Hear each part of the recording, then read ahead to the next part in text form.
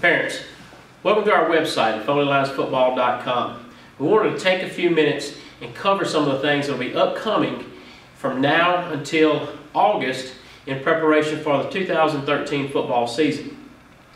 For those of you that are varsity parents, meaning that your son's going to be in the 10th, 11th, or 12th grade next year, this video is for you. We want to take you through step by step what is needed so that your son can participate for the Foley Lions in 2013. First thing we're going to talk about is some paperwork issues and the things that they've got to have to be able to participate.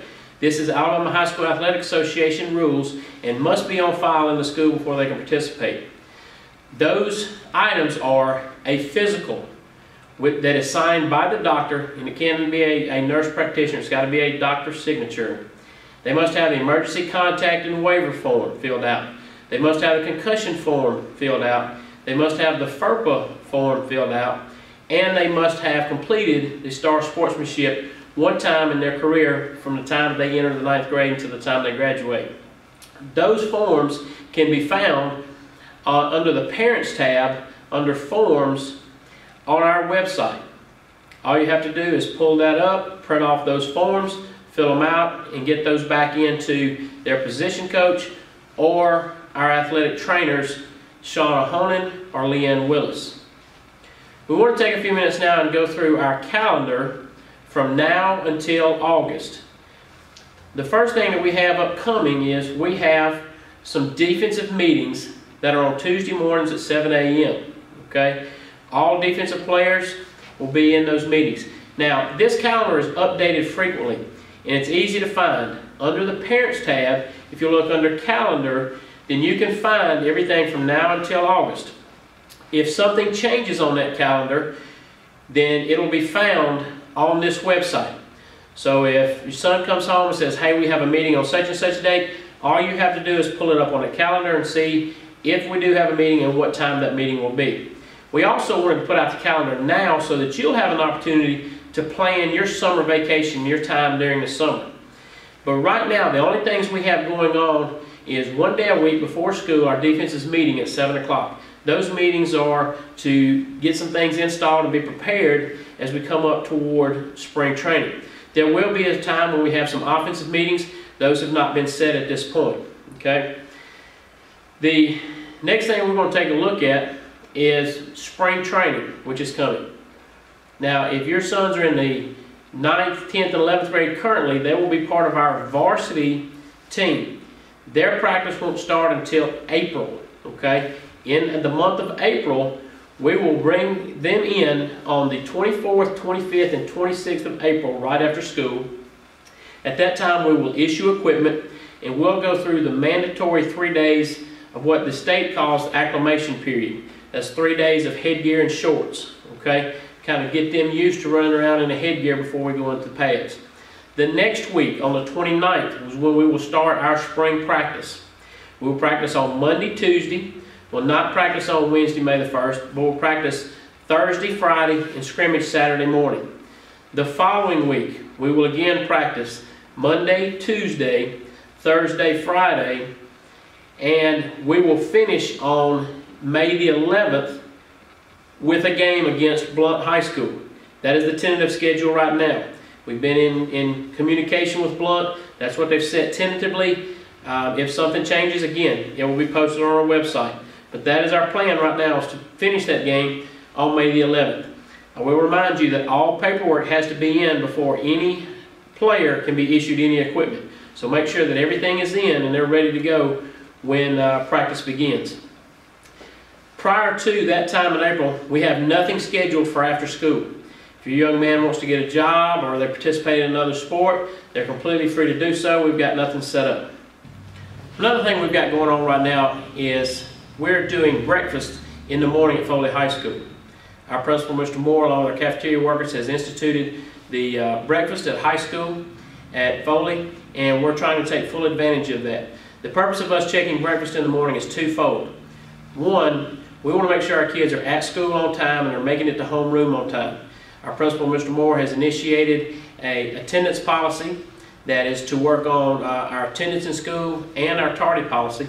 And as leader of the school, we want to take that and make sure that our guys are on time and they're doing the things they're supposed to as leaders of the school. Also, the second part of that is nutrition. We want to make sure that they are eating properly and are getting plenty of calories in their body. For as much work as we're doing in the weight room and in the off season to make these strength gains, the only way that's going to happen to maximize those strength gains is having proper nutrition and the proper rest at night. We want to make sure they're eating breakfast, they're eating lunch, they're eating a snack in the afternoon, they're eating dinner at night. We want to make sure they're getting plenty of calories in their body to maximize those strength gains. Here's how breakfast in the morning works.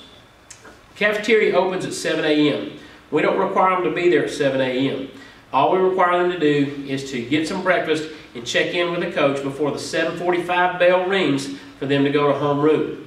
Usually that's somewhere between 7:30 and 7:45. If they're there at that time and they can come in, grab breakfast, get something to eat, check in with the coach, and then head on to homeroom, they'll make it to homeroom on time. If they eat at home or they eat at someplace else, or they pick up their breakfast in the morning and bring it to school, that is fine. We just need to see that they have eaten at some point and that they're at school on time and they're checking in with that coach to make sure they're in school on time. If for some reason a student is going to be late to school or they're going to be absent from school, they should call me ahead of time and let me know. We're trying to do that for two reasons. One, so we know where they are. Two, we're trying to promote a job skill. If one of us is going to be absent from work, we have to call ahead of time and say we're not going to be there so somebody can take our place. So we ask that they call the school and let me know that they're going to be absent or they're going to be tardy if they're not going to make it to school on time. The school number is 94 Foley. If they can remember the number 94 in the school they attend, Foley, then they'll have our number and they can call in the morning. If they don't get me, they can leave a message on the answer machine and we can check to see that they are okay and that there is a valid reason for them not to be at school. All right, back to the calendar. On the calendar, we talked about spring training ending on May the 11th, okay? Then, 2 weeks after that, school is out. They'll take final exams the week of the 20th, somewhere around the 23rd and 24th of May. The next week and the following 2 weeks, they are completely off. We're taking a large part of our time off at the beginning of the summer this year. We want kids to be kids. We want them to have some opportunity to go on vacation with family or go to youth camps or do those kinds of things. So we're starting a little later in summer than we have been to give them a time to be with their families, you know, have jobs if they need a job, go on vacation if they go on vacation, all those kind of things.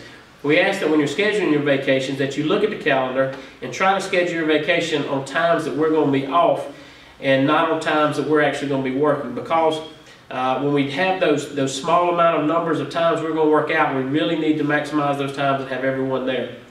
In the summer, starting on 17th of June, we'll come in at 7:30. Now, we've always come in the mornings. Ever since I've been here, that seems to work out best for our young men. A lot of them go to work at fast food or the outlets or something and start work around 11 or 12 and work all evening. So we're going to continue to go in the mornings. In my talks with our leadership council, that's where they wanted to continue to go, so that's what we'll do. We'll start on the 17th. We'll go the week of the 17th. We'll go the week of the 24th. And then we'll go 3 days on the first week of July. We will take the 4th of July through the 7th of July completely off. I know a lot of parents are off on that time, so it'll be time, another short break there for vacation if need be. Then we'll come back on July the 8th, and we'll go from July the 8th to July 12th. That's 1 week.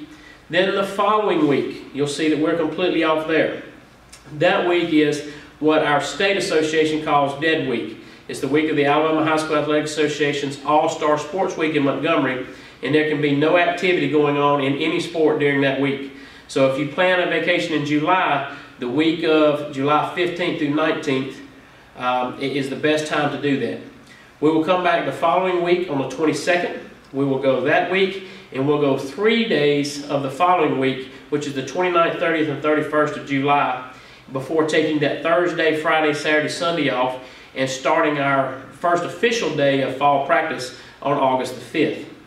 And of course, at that time, we'll be practicing and then school starts and we'll get into our first preseason game, which is the third Friday in August. Okay? Now, next thing I want to talk to you about real quick is eligibility. Okay? And there's two kinds of eligibility. There's high school eligibility, and then for a select few, they'll have an opportunity to go on to college, and there's an NCAA eligibility, okay, which is the college eligibility. For high school eligibility, for a young man to be eligible to participate in any sport in the state of Alabama, they have to pass 6 subjects overall, and 4 of those subjects must be core classes. A core class is defined as a math, science, English, or social studies. So understand that they've got to pass 4 core classes, and they've got to pass 2 electives. Now, varsity football or weight training can only be counted once. So if they're in there both semesters, that only counts once. So, for an example, if a student passed English, science, math, social studies, varsity football, and 1 elective, whether that be driver's ed, health, art, Spanish, whatever that elective may be, if you'll pass those 6 classes with an overall 70 average, meaning that if you take those classes, you put them together and divide by 6, the average comes out to a 70 or above, then they would be eligible to participate for us next year in the fall. And they would be eligible all year round for other sports as well. Okay? NCAA eligibility is a completely different animal all in itself. Okay? And that eligibility, we have a video under eligibility on our website that you can go to and check that out. Now understand, the first video on there that is presented by our former coach, offense coordinator Joel Williams, that video talks about the current standards, where they are now, which is for our current 10th, 11th, and 12th graders. For our 9th graders, which will be 10th graders next year, and our 8th graders will be 9th graders, those eligibility standards have changed. It is more difficult to receive an athletic scholarship for those incoming 9th and 10th graders because the NCAA's eligibility requirements are going up. Here's what you need to know if you're an underclassman right now. There's 3 parts to getting NCAA eligible. One is your ACT score. Your ACT score is something that you can start taking somewhere around your junior year, okay? And you can take it as many times as you would like. The NCAA does what we call stacking scores, and it's presented in that video so you can see exactly what we're talking about. But your ACT score is key. Graduating is another key. Having all the requirements you need to graduate from high school, because you will not be accepted into college without graduating from high school. The third part of that is your core GPA. Your core GPA, or core grade point average, is determined by the grades that you make in those math, science, English, and social studies courses. Okay? That core GPA begins in the 9th grade. You can't wait till your junior or senior year and decide, oh, I got an opportunity to go to college, now I got to buckle down and work on my grades. It's too late at that point. Your core classes in the 9th, 10th, 11th, and 12th grades all matter. And it's important that they make A's, B's, maybe a few C's in there, but mostly A's and B's in those courses. The way the GPA is configured is also found in that eligibility video that Coach Williams has done, and it's all on our website. You can always click on that and refer to that at any point with any questions about eligibility. Okay? Next thing I'm talking to you about is our football schedules. Our football schedule for next year is, we're in the 2nd year of a 2-year contract. So basically, if you take this past year's schedule and flip the site of the game, if it was home last year, it's away this year. If it was away last year, it's home this year. But you have our 10 regular season games already in place. Okay, that can be found on the front page of our website. Go under to the right, go under schedule, click on schedule, and it will print out what the varsity football schedule is. At this time, our JV and freshman schedules have not been completed. Those are done by the county and issued to us. So all we have is our varsity football schedule at this time. But check back for JV schedules, because those will be on there and updated just as soon as we get those from the county. Okay? Next thing I'm going to talk to you about is our Pride Touchdown Club. Our Pride Touchdown Club is made up of a group of just community members, parents, people that want to be supportive of our program. I highly encourage you to find out about that club. If you go to PTC, again, a tab on our website, and look up there, it tells you a little more about our club. It tells you some people you can contact. But what the club does is it helps us by giving support to these young men and providing some things that they need to give them a first-class experience and an opportunity to be successful in their playing experience at Foley High School. From a requirement standpoint, financial requirement for our players. We do not charge a participation fee. Most schools do. All we ask that these young men do is take care of the things that they're going to keep. We'll issue them a helmet, take it back up each year. We'll issue them shoulder pads, take it back up. But there are some things that we issue to them that we do not take back up. We issue them game socks, spirit pack shorts, that's shorts they work out in, dry fit shirts they work out in, game day shirts they wear to school on game day, their game cleats. All of these things we provide to them, and we provide them so that they all look the same and we all match and we're all wearing the same thing. But that does come at some cost. The entire package that we call our Spirit Pack, items that we give them and we don't want back, is about $225. Our goal is to not have you come out of pocket for that expense. We have one way of taking care of that, and that is our fundraiser, and the only fundraiser we ask our kids to participate in, and that is the sale of advertisements in our football program, or what we call our media guide. We try to make that as painless as possible. For you upperclassmen that have played for us before, you've been through that already, but it's real simple. If they'll go out and sell one full-page black and white ad to a business in this community, then it covers everything that we'll give them, and there will be no out-of-pocket expense. If they don't sell an ad or decide, I don't want to go do that, I'd rather just write you a check, then they could write that check for $225 and be done. The full-page black and white ad costs $300. The difference in the price there is because it cost us to print the book. So that's why there's a $300 for a black and white ad, but if you're not purchasing an ad, it's only $225 because we don't have the cost of printing the advertisement in the book. We will have information coming out about that. That fundraiser will start in March. We want to go from March through to spring training in late April. It gives them 2 months to do it and have that behind them. So by the time they get to spring practice, they don't have to worry about any fundraising. They know that all of their things are taken care of. We will order all of their items and have them back in plenty of time for football season.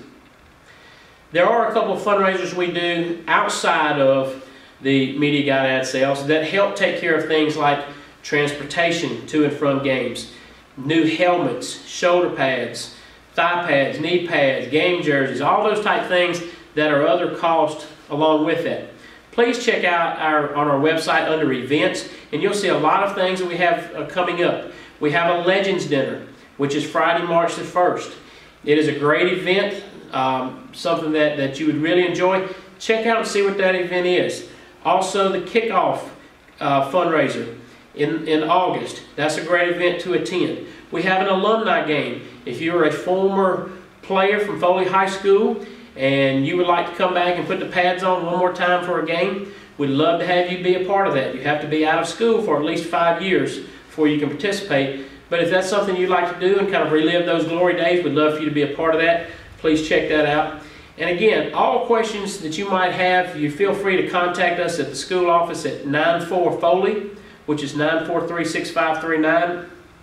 Or if you need to go back and look over information, our website at www.foleylionsfootball.com is a great resource to check on all the things that are going on with Foley football and all the new updates that are going on. I would highly recommend that you keep up with the calendar, because it may change from time to time, but mostly where it is now is locked in from now until August. Okay? You can also link that calendar to your smartphone or iPad or any of those kind of devices like that, so that would be handy for you to have around. Again, if you've got any questions, feel free to contact me at the high school. As we have more information, we'll pass it along to you. Thank you.